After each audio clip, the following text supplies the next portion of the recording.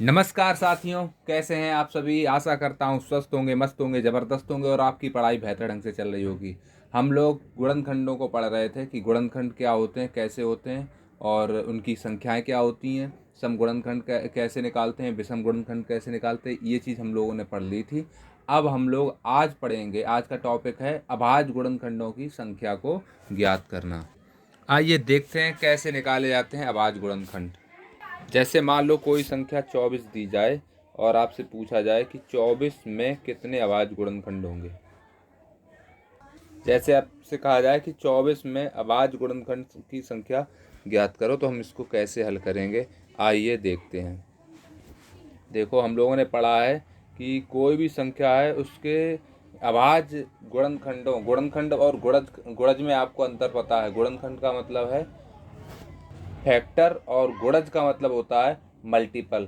गुणनखंड हमेशा संख्या से छोटे या संख्या के बराबर हो सकते हैं। जैसे कि 24 के गुणनखंड अगर हम निकालेंगे तो इसके गुणनखंड होते हैं 2 गुणा 2 गुणा 2 गुणा 3। या इसके गुणनखंडों की अगर संख्या की बात की जाएगी तो इसके गुणनखंड कौन कौन से होंगे। 24 के गुणनखंड होंगे 1, 2, 3, 4, 6, 8, 12 और 24। अगर आपसे कहा जाए कि 24 के गुणनखंडों की संख्या ज्ञात कीजिए, तो गुणनखंडों की संख्या का मतलब ये है कि 24 कौन कौन सी संख्या के पहाड़े में आता है। तो 24 इन संख्याओं के पहाड़े में आता होगा। आशा करते हैं ये चीज़ आपको समझ में आई। तो मैंने आपसे बोला था कि जो गुणनखंड होते हैं वो गुणनखंड या तो संख्या से छोटे हो सकते हैं या संख्या के बराबर हो सकते हैं। देखो, इधर के सारे गुणनखंड जो हैं वो इससे संख्या के से छोटे हैं 24 से, और ये वाला जो है ये बराबर है। यानी कि गुणनखंड कभी भी संख्या से बड़े नहीं हो सकते हैं। वो संख्या के बराबर तो हो सकते हैं बट बड़े नहीं हो सकते हैं। लेकिन जो गुणज होता है वो संख्या से बड़ा होता है या संख्या के बराबर होता है। जैसे अगर 24 के गुणज की बात की जाएगी तो 24 का पहला गुणज तो 24 ही हो जाएगा, दूसरा गुणज इसका 48 होगा, ठीक है, तीसरा 72, ऐसे डैश डैश डैश अनंत तक चले जाएंगे। बट कभी भी 24 से छोटे गुणज नहीं होंगे। आशा करते हैं ये चीज़ आपको अच्छे से समझ में आ गई है।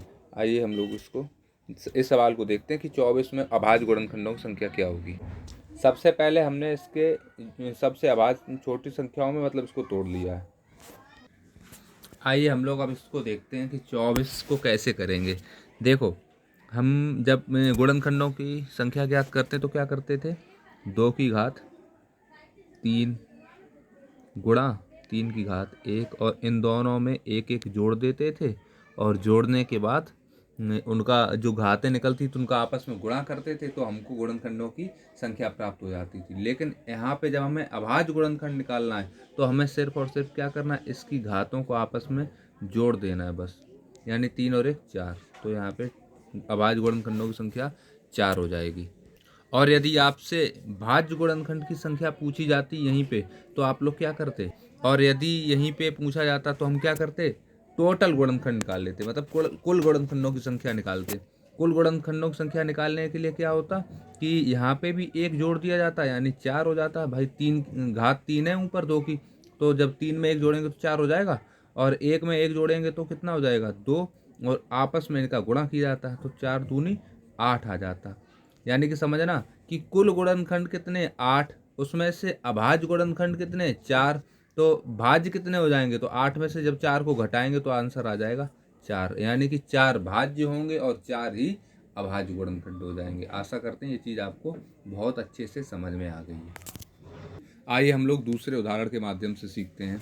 जैसे अगर कोई सवाल दिया होता है 96 के बताइए गुणनखंड कितने होंगे, तो सबसे पहले तो हमें इसको अभाज्य संख्याओं के गुणनखंड के रूप में सबसे छोटी अभाज्य संख्याओं में इसको तोड़ना है।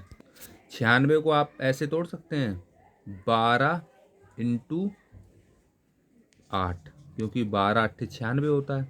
और अब हम अगर इसको 12 को तोड़ेंगे तो ऐसे हम लिख सकते हैं 12 को कि 2 की घात 2 गुणा 3 गुणा 8 को 2 की घात 3। ये चीज़ आपको अच्छे से समझ में आ गई होगी, क्योंकि भाई देखो ना, ये 2 की घात 2 का मतलब क्या है, 4 3 12, और 12 8 96, 8 को 2 की घात 3 के रूप में लिखा जा सकता है। जब यहाँ पे देखो आधार समान है तो इनकी घातें आपस में जुड़ जाएंगी, यानी 2 की घात 5 हो गया और गुणा ये हो जाएगा 3। अगर आपसे मतलब ये 3 हो गया तो इसका मतलब क्या है, 3 की पावर 1 लिखा ही होगा। अगर आपसे पूछा जाएगा कि अभाज्य गुणनखंडों की संख्या बताइए, तो 5 में सीधा सीधा 1 को जोड़ देंगे, जो घाते हैं उनको आपस में जोड़ देंगे, आंसर आ जाएगा 6। ठीक है, सीधा सीधा बता देंगे कि अभाज्य गुणनखंड कितने हैं इसके। अभाज्य गुणनखंड आप कहेंगे 6। लेकिन यहीं पे अगर उसने आपसे बोला होता कि भाज्य गुणनखंडों की संख्या ज्ञात करो, तो आप क्या करते, 5 में 1 को जोड़ते तो कितना हो जाता है 6, गुणा 1 में 1 को जोड़ते तो कितना हो जाता है 2, यानी 6 दूनी 12। टोटल गुणनखंड कितने हैं 12, उसमें से 6 अभाज्य हैं, तो भाज्य कितने हो जाएंगे, भाज्य भी आपके 6 ही हो जाएंगे। आशा करते हैं ये चीज़ आपको अच्छे से समझ में आ गई होगी। हम लोग अब अगले वीडियो में गुणनखंडों की जो गुणनखंड है उनका योग को पढ़ेंगे, कैसे गुणनखंडों का योग निकाला जाएगा। आशा करते हैं आपको ये चैप्टर बहुत ही अच्छे से समझ में आ रहा होगा और आप लोग ऐसे ही नियमित रूप से हमारी क्लासों को लेते रहिएगा। धन्यवाद।